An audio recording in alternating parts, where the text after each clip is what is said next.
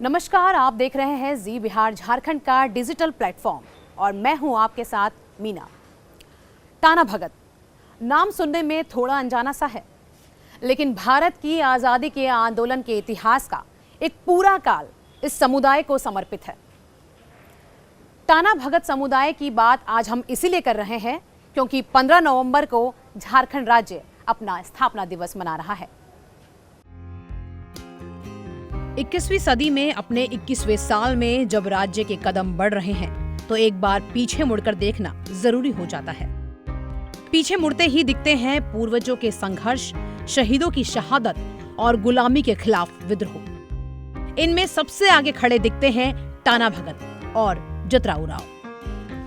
साल था 1914। तब के बिहार के छोटा नागपुर जिले में ब्रिटिश सरकार जंगलों में रहने वाले फल फूल और पशुधन से गुजारा करने वाली वन्य जनजाति के अहिंसक प्रदर्शनों का सामना करना पड़ा। सैकड़ों आदिवासियों ने अंग्रेजी शासन के शोषण के विरुद्ध आवाज बुलंद की और इससे भयभीत अंग्रेजों ने इनके अगुआ जतरा उरांव भगत को गिरफ्तार कर जेल में डाल दिया। लेकिन जतरा उरांव का प्रभाव ऐसा था कि 26,000 आंदोलन करने वाले घबराए नहीं, बल्कि उनके अहिंसक प्रदर्शन और तेज हो गए। वीर जतरा उरांव का जन्म गुमला जिले के बिशनपुर प्रखंड के चिंगारी गांव में साल 1888 में हुआ था। किशोर से युवा होते जतरा उरांव ने ये महसूस किया कि उनके समाज में बेगारी है और वो शोषण से पूरी तरह से घिरे हुए हैं। इसके पीछे की वजह जानने की कोशिश की तो उन्हें अपना समाज कई दुर्गुणों से भरा लगा, जिसमें पशु बलि, मांस भक्षण, जीव हत्या, शराब सेवन जैसे दुर्गुण हैं।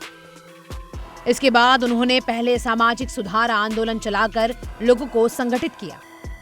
इस आंदोलन ने ऐसा विस्तृत स्वरूप लिया कि ये क्षेत्रीयता से मुक्त हो गया और फिर देश की मुख्य धारा की क्रांति में शामिल हो गया। ये था साल 1919 जब टाना भक्तों का आंदोलन महात्मा गांधी के आंदोलनों से जा मिला और अहिंसा की विचारधारा को एक बड़ा जन समर्थन मिला। जतरा भगत के नेतृत्व में ऐलान हुआ, मालगुजारी नहीं देंगे, बेगारी नहीं करेंगे और टैक्स नहीं देंगे। उसके साथ ही जतरा भगत का विद्रोह टाना भगत आंदोलन के रूप में सुर्खियों में आ गया। अंग्रेजी सरकार ने घबराकर जतरा उरांव को साल 1914 में गिरफ्तार कर लिया। उन्हें 1.5 साल की सजा दी गई। जेल से छूटने के बाद जतरा उरांव का अचानक देहांत हो गया, लेकिन उन्होंने आंदोलन की जो लौ जलाई थी वो डिगी नहीं। टाना भगत आंदोलन अपनी अहिंसक नीति के कारण विकसित होता रहा और महात्मा गांधी के स्वदेशी आंदोलन से जुड़ गया। उन्होंने आजादी के लिए लड़ रही कांग्रेस में कदम मिलाकर साथ दिया और हर आंदोलन में अपनी बड़ी उपस्थिति हमेशा दर्ज कराई। 1922 के गया कांग्रेस सम्मेलन और 1923 के नागपुर सम्मेलन में बड़ी संख्या में टाना भगत शामिल हुए थे। 1948 में देश की आजाद सरकार ने टाना भगत रैयत एग्रीकल्चर लैंड रेस्टोरेशन एक्ट पारित किया था। इस अधिनियम में साल 1913 से 1942 तक की अवधि में अंग्रेज सरकार की ओर से टाना भक्तों की नीलाम की गई जमीन को वापस दिलाने का प्रावधान किया गया था। विडंबना है कि टाना भक्तों को भुला दिया गया और साल 2020 में वो चर्चा में तब आए जब उन्हें एक बार फिर मजबूरी में आंदोलन के लिए उतरना पड़ा था। उम्मीद है टाना भक्तों की संघर्षों की दास्तान आपको जरूर पसंद आई होगी।